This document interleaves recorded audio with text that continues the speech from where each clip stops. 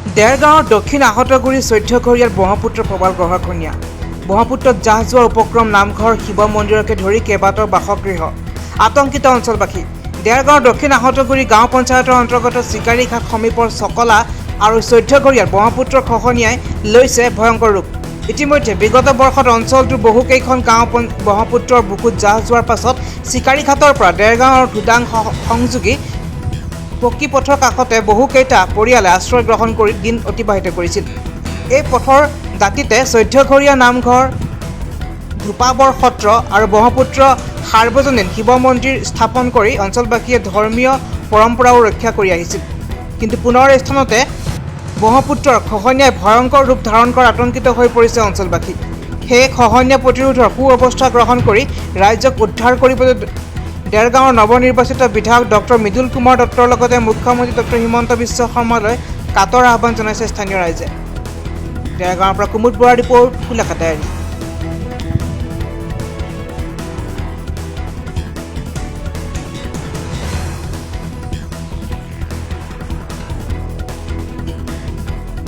আমাৰ সমস্যা এই দেখিছেই আপোনালোকে, নদী আহি আমাৰ একেবাৰে নিকটৱৰ্তী হ'ল, আমি কোনো উপায় নাই। সেয়েহে চৰকাৰলৈ বাৰে আমি গুহাৰি জনাই আছোঁ, আমাক এই নদী বান্ধৰ যি প্ৰটেকশ্যন আগত দিম বুলি আমাক কৈছিলে, আজিলৈকে নহাৰ বাবে এতিয়া পুনৰ আকৌ আহি মন্দিৰ নামঘৰ সকলো উটুৱাই নিয়াৰ সম্ভাৱনা হ'ল। তাৰ কাষৰে ৰাস্তা গ'লে আৰু আমি জীয়াই থকাৰ কোনো ইয়াত সাৰ্থক নাই। আমাৰ জেগা নাথাকে, আমি ৰুবলৈ জেগা নাই, কোনো বাম জেগা নাই, কোনো উপায় নাই। সেয়েহে আমি চৰকাৰৰ ওচৰত দুনাই জনাইছোঁ, মুখ্যমন্ত্ৰী ডাঙৰীয়াই বিধায়কৰ প্ৰমুখ্যে এই কাৰ্যটো কৰিবলৈ বিধায়ককো জনাইছোঁ। গতিকে উভয়ে গোট খাই আমাৰ ৰাইজক ৰক্ষা কৰাৰ এটা উপায় কৰে যেন। উপযুক্ত কেইজনে কৈছে, আমাৰ এই গৰাখহনীয়াটো প্ৰতিৰোধৰ কাৰণে অসমৰ জনপ্ৰিয় মুখ্যমন্ত্ৰী ডক্টৰ হিমন্ত বিশ্ব শৰ্মাদেৱক এটাই কথা অনুৰোধ জনাওঁ, চাওক ভাৰতবৰ্ষত এটা ৰেকৰ্ড কৰা এখন চৰকাৰ ১২৬খন আসনৰ ১০২খন আসনেৰে ভাৰতবৰ্ষৰ ৰেকৰ্ড কৰিছে। অকল আপোনাৰ কাৰণে, আপোনাৰ জনপ্ৰিয়তাৰ কাৰণে আজি চৰকাৰখন এনেকুৱা হ'বলৈ পালে।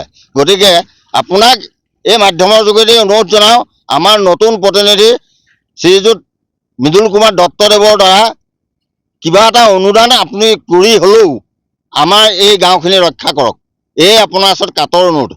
মানে আমাৰ বিশেষকৈ এটাই সমস্যা হৈছে বান খহনীয়া, গৰাখহনীয়া। এই ব্ৰহ্মপুত্ৰ প্ৰবল গৰাখহনীয়াত পৰি আমি বহুত দুৰ্বল হৈ গৈছোঁ। মানুহে আপোনাৰ চক এইখিনি গোটেই মানুহ আহি গৰাখহনীয়া চাবলৈ আহি থিয় হৈ আছে, আপোনালোকে সাক্ষাৎ দেখিছে।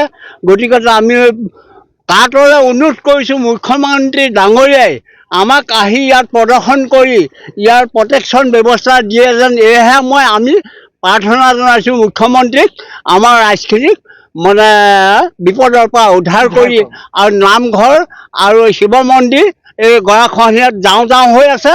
এইফালে নামঘৰলৈ এনল আছে আৰু শিৱ মন্দিৰলৈ দুনল মাটি মাত্ৰ আছে। গতিকে আপোনালোকে দেখিছেই। গতিকে আমাক অতি সোনকালে এই গৰাখহনীয়া প্ৰতিৰোধ কৰি পেলাই আমাক কিবা এটা ব্যৱস্থা কৰি দিলে আমাক গত্যন্তৰ উপায় নাই ইয়াৰ।